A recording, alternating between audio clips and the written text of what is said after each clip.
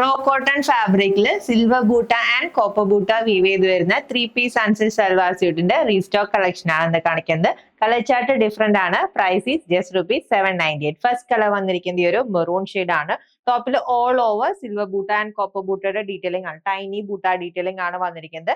And 45 inch ആണ് ടോപ്പിന്റെ length. Plain ആയിട്ട് റോ കോട്ടൺ ഫാബ്രിക്കിലാണ് ബോട്ടം പെയർ ചെയ്തിരിക്കുന്നത്.